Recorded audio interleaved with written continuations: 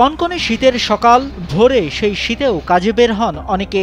এমন সময় কয়েকজন রেল লাইন ধরে যাচ্ছিলেন। তারা দেখেন কয়েকটি ট্রেন যাতায়াত করে। হঠাৎ তাদের নজর পড়ে রেল লাইনের উপর। এ সময় এক দৃশ্য দেখে তাদের পিলে চমকে যায়। রেল লাইনে ছিল বেশ বড় একটা ফাটল। পরে স্থানীয়রা রেল কর্তৃপক্ষকে খবর দেন। কর্তৃপক্ষ এসে ফাটল দেখে মেরামতের কাজ শুরু করে। পরে কর্তৃপক্ষ ব্যবস্থা নিলে কয়েকটি ট্রেন ধীর গতিতে যাতায়াত করে।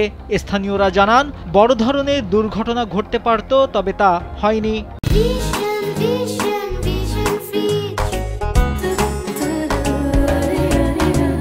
শীতের কারণে যাই হোক ফাটে গেছে।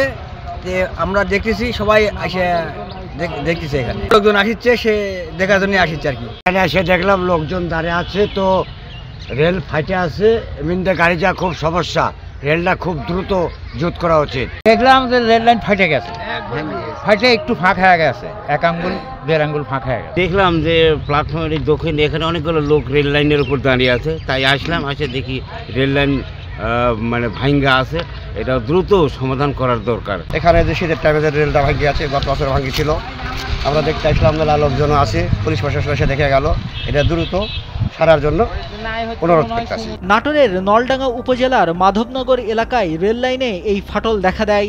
সকাল 11:30টার দিকে রেলওয়ের মেরামত কর্মীরা রেল লাইন মেরামতের কাজ শেষ করেন। রেল কর্মীদের দাবি, অতিরিক্ত ঠান্ডার কারণে এই ফাটল দেখা দিয়েছে।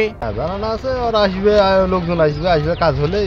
সম্প্রতি বীরকুৎসা রেল স্টেশনের উত্তরেও লাইনে ফাটলের ঘটনা ঘটে।